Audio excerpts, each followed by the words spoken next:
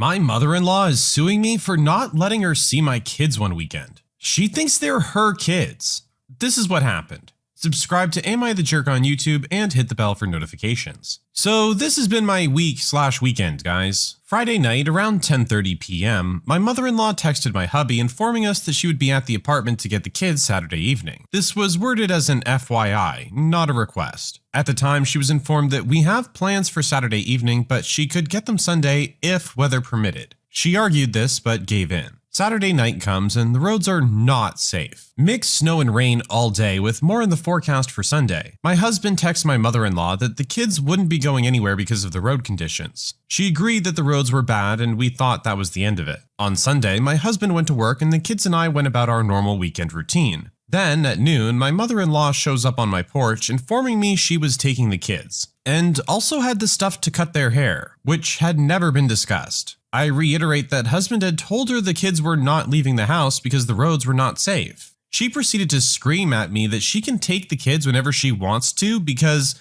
they are mine. I told her, have a good day, and then shut and locked the door. I then texted my husband to let him know what had gone on and to expect her to contact him. She sat in my parking lot for 10 minutes screaming at him and then left. When she left, I called a friend to come over in case she came back before my husband got home from work. The day was going as normal until at 3 p.m. when someone tried to walk into the apartment without knocking, and then began pounding on the door. Mother-in-law was back, knowing there was about 5 hours until husband got home. I did not open the door. She started calling and texting my husband at work, telling him to call her or she would call the cops. He did not. About an hour before he got off, she texted him saying she had called and was waiting for them to arrive. My husband took a different route home, which allowed him to avoid walking past her car, and we went about our normal night. Kids, bath, and bedtime since there was school the next day. She finally pulled out of the parking lot at 9:30 p.m., 6.5 hours after arriving. The texts and calls haven't stopped, and today she left my husband a voicemail threatening legal action if he doesn't call her and let her see the kids. We've removed her from all of the kids' information at their schools in case she tries to go that route and are currently looking for a lawyer to make sure nothing happens. Can someone please tell me what is wrong with this lady? I really wish I could help you out there, original poster. Definitely something is wrong with this woman. I don't know if she's delusional or what, but this sounds like it could be a potentially dangerous situation for the kids. I feel like they definitely made the right call in having her removed from all the kids' information and such. She seems to be a little off her rocker, at least at the moment. I wonder if this is something that she's been dealing with for a long time, or has this come out of the blue? Either way, mom and the kids are safe, so that's all that matters. I really don't want my disabled sister coming to my wedding. I know this sounds awful, but please, hear me out. I'm a 22-year-old female and my sister, Anna, is 21 and is special needs. She has severe autism, and while she is verbal, most of her communication is physical, like sign language due to her social discomfort. She does speak around family though and has pretty bad cognitive skills. She can't comprehend boundaries and lives with our parents so they can best watch her. I'm getting married in 3 months. We planned a simple wedding and reception at my fiancé Michael's parents' farm and barn. Since it's all going to be DIY and we aren't planning anything too expensive, we can do things pretty quickly since flowers, food, and decor will be provided by his family. I sent out invites last week and I asked that Anna not come. I told my parents I understood that would mean they may not show up, but it was just a heads up. Why no Anna? She has an issue with touching Michael and trying to kiss him. At times when we were at my parents' house, Anna would try and grab Michael's hands, try to lean in to kiss him, or would have really bad shutdowns if she wasn't allowed to be directly next to him. We've tried speaking to her, but there's only so much we can do when she doesn't really understand. I told my parents I just want one day for Michael to be my partner and not Anna's comfort person. They called me selfish and asked how I expected them to agree to something like this. They told me Anna is disabled and may never experience a wedding of her own.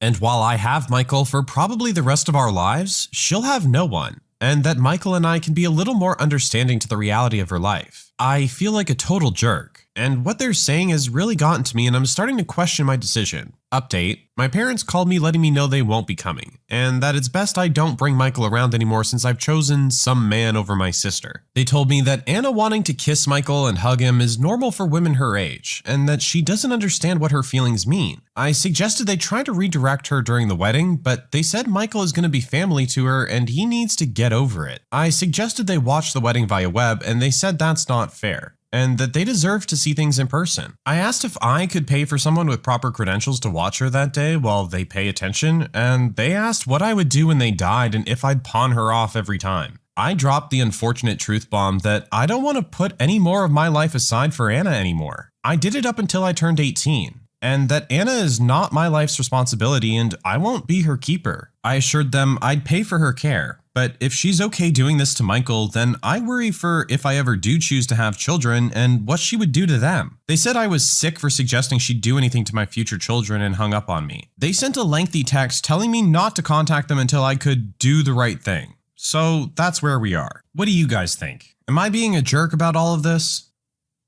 Okay, I feel like this one is not cut and dry at all. This definitely has a lot of gray areas here. Now, I'm not a doctor, and I haven't had any kind of extended contact with someone with autism like this. So it's hard for me to really give any input on Anna's behavior here. All I can do is try and see things from our original poster's point of view. And in that, I do see how her sister's behavior would make her uncomfortable, and that this isn't something that she would want happening at the wedding. Now, I would also think that having to live with Anna for 18 years, that she would understand her condition a little bit more. While I was reading, I thought the same thing that the mother said, which is that Anna is an older woman and doesn't understand the feelings that she's having probably. To that extent, it needs to be a little more forgiven, I think. And that is what has happened up until this point. But our original poster just wanted one day of the wedding to not have to worry about this kind of thing. While I do think it would suck, Anna not being able to go to the wedding and getting to see her sister get married, which I'm sure would make her very happy, again, I understand where our original poster is coming from. Now, I'm not saying that she's right, because I honestly don't know, but I understand her feelings. Let me know what you guys think about this one in the comments.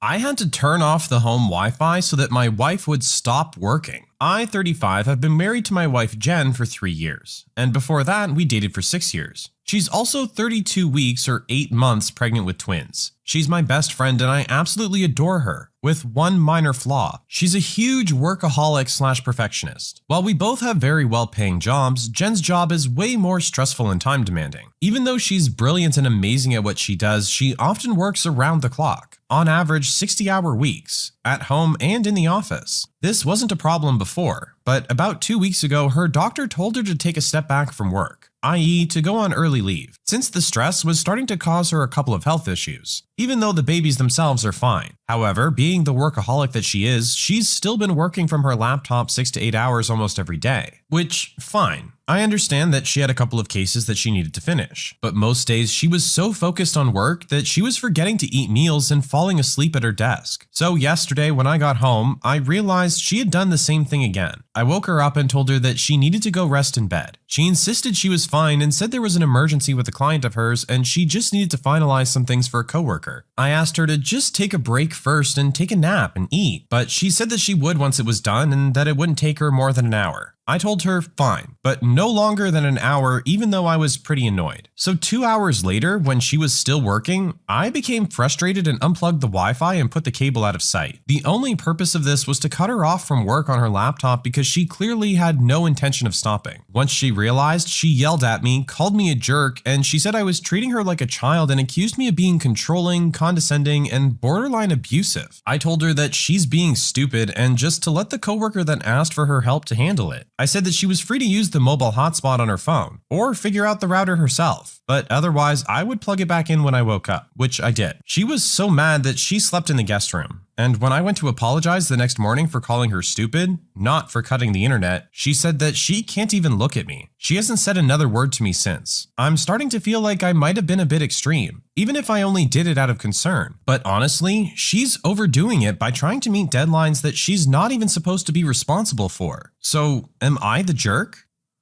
I really don't think you're being the jerk in this situation. You're honestly only looking out for your wife's best interests. She really does sound like a workaholic. And with her condition now, she needs to be taken care of, and to take care of herself. I understand for some people it's hard to relinquish control like that, and as a result, they tend to get angry and defensive, which is what we're seeing here. I hope she really does come to understand that you're just doing this out of concern for her, and she does need to learn when to take a break. If ever there's a time, it's when you're 8 months pregnant with twins. Lady, we can already tell you're a superhero. You don't need to prove anything else to anyone. Get some rest. I announced to my sexist stepfather that I will not be sharing my college funds with my stepbrother. I, 18-year-old female, found out a couple months ago that I got into my dream school early, that happens to be an Ivy League school. I was overjoyed, and my parents were happy for me too. We're not too well off, but my grandma saved up money for her only granddaughter, me, to have a college fund, which is more than enough to fund my tuition. Now, I have a stepbrother, Damon, 19-year-old male. He took a gap year, not really, and he's going to college too, but he's going to a college less costly than mine. Honestly, he's only going to attend college because of his dad's incessant nagging. So recently, my parents, moreover my stepdad, is bugging me about sharing my college funds with Damon. I don't want to, or else I'll have debt after graduation and it will shatter all my financial planning after college. Last night at dinner was my breaking point when stepdad asked again. I said no, then he said to my mom, "Well, anyway, she's a girl. Why waste that much money on her college?" I completely lost it. I yelled out, "You know what? I've had enough. First of all, it's not even your money to decide what to do with. It's the money my grandma left for my college tuition. Besides, my gender doesn't define my intelligence. I got into an Ivy League school, didn't I?" Then Damon says with a grin that I need to accept that he's smarter. Now, here's where I may have been the jerk. I said, at least I have plans and ambitions unlike Damon, who told everyone he was taking a gap year when he actually failed, which was true. Stepdad and Damon stormed off and my mom called me a jerk. But what do you guys think?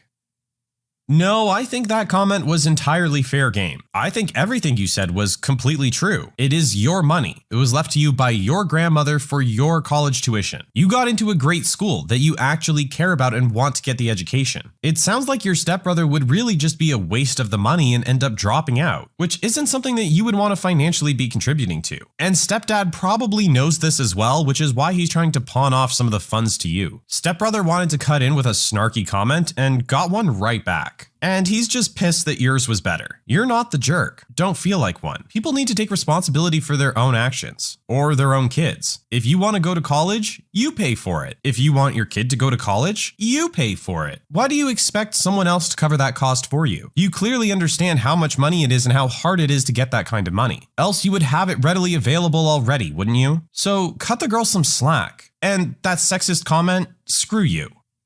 I refuse to pay for a pair of shoes my son supposedly destroyed. For some general context, I, 37-year-old female, am a divorced mother of 2 and I have custody of my kids for the majority of the year, due to the fact that their father, 38-year-old male, travels for work. But when he's in town, it's not uncommon for him to want to spend the week with them. My kids were at their father's for the week last week, and when they came home, my son, 17-year-old male, brought me a receipt for a pair of $700 shoes that he needed to pay for. Obviously, I was confused, and so my son explained that while at school, he accidentally stepped on a kid's shoes. My kid's shoes were muddy from being outside, and apparently the mud caused so much damage to these expensive shoes that they needed to be replaced. I called my ex to get some further clarification, and he told me that it was our job as parents to set a good example to our kids, and show that we fix things when we make mistakes, which is why he told this kid's mom that I would pay for a new pair of shoes. His reasoning for this was that I received child support from him and that I should have enough money to replace these shoes. I ended up calling the mother of this kid to try and talk to her to explain that I had not agreed to pay for these shoes, which caused her to get very upset with me over the phone because my ex had told her that we would cover the shoes and that it was our right to pay for these shoes. At this point, I was pretty frustrated and told her that if her son was so worried about his shoes, he shouldn't wear them to school. I told her that this was all just a mistake that happened, but that I wouldn't be paying for a new set of shoes. Since then, the mother has told me that she would seek legal counsel if I didn't pay, but I've decided to stick to my guns on this. So what do you guys think? Am I being the jerk here?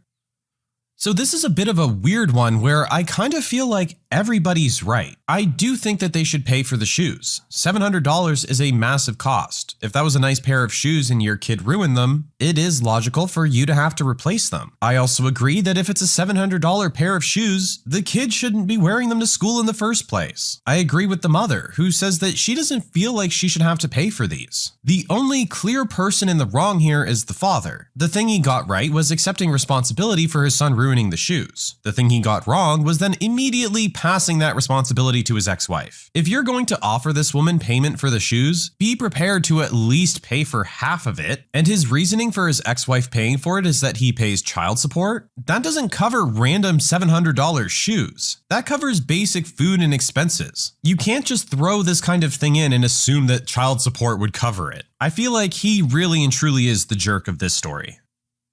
I chose my senior cat over my sister and potentially allowed her to become homeless. I'll preface this by saying my mother treated my sister and I differently. I was always less than while she could do no wrong. She'd always buy my sister everything she wanted while I wore her hand-me-downs. I moved out at 18, worked through college, went non-contact with my mom and low contact with my sister, and our paths diverged greatly from there. I now work in a field that pays well, while she's a stay-at-home mom. I guess I never quite got over this, and while I know the main jerk is my mother and my sister didn't really know any better, I still fester negative feelings towards both of them. I found Tom in a bag as a newborn kitten. He was the only one still alive and I raised him over summer break when I was 13. Then, when school started, my mother got rid of him and I had to go through great and extreme lengths to find out where she dumped him. Took me a week to find him and we've been together ever since. For a few months, Tom hasn't really been okay and has been slowly declining. The vet, however, based on the recent blood panel we did, was confident that he still had some life left to live and said that he's by far the healthiest geriatric cat she's seen in a while. Thus, we decided to try out surgery to improve his quality of life, even though he's 21. This surgery comes with a price tag. I'm not in the US, but it's around 3 months worth of minimum wage in my country. It won't set us back much, hardly an inconvenience, but we'll be frugal just in case complications happen. He's scheduled for Monday, fingers crossed. Anyway, my sister dropped by on Sunday, which was strange. We haven't spoken since she messaged me a Merry Christmas gift on Facebook. Looks like her husband jumped onto the NFT bandwagon and they're kind of broke and a few months behind on mortgage, and asked if I could help her out with the payments, since they're at risk of becoming homeless. I said, I'm sorry she's going through this, but this is not a good time for me either, and listed the reasons above. I don't want to ever be in a situation where my cat's life depends on $100 that I can't afford to pay. I suggested she get a job and maybe downsize/move in with mother while they get back up on their feet. She did not take this well. She called me names and a crazy cat lady that's going to end up alone, plus some other nice words. I kicked her out. My mother and other relatives have been spamming me through the week for being heartless and caring more about an animal than my own flesh and blood. My husband says I could have just given her some cash to avoid the drama. And he's right, I could have. This is why I feel like I might be the jerk. In the end, the main reason I chose not to help is due to my childhood baggage. Well, it does kind of sound like you're addressing the issue yourself here right at the end. That the real reason you said no is due to what went on when you were a kid, which you also stated yourself isn't really your sister's fault. Now, I do agree that she has the option of just getting a job, and it sounds like she would rather just ask for the money than have to actually do some work. At the end of the day, I don't know what their situation is. It was stated that she's a stay-at-home mom, so with a couple rugrats running around, maybe she needs to be there and can't be getting a job right now. And you did say that technically you could give her the money. Now, with all of this in consideration, I still don't really think you're being a jerk here. I understand your feelings and why you did what you did. There's a lot of negative emotions there. But sometimes overcoming those negative emotions and doing something to help someone who you feel has slighted you can actually really turn that relationship around. This action of helping her out could have ended up bringing you guys closer than ever, but I guess now we may never know. I don't know. It's hard for me to definitively call this poster a jerk. What do you guys think? When you subscribe, make sure to hit the bell to turn on notifications. Put the playlist on in the background to finish listening to all the stories linked at the top of the description.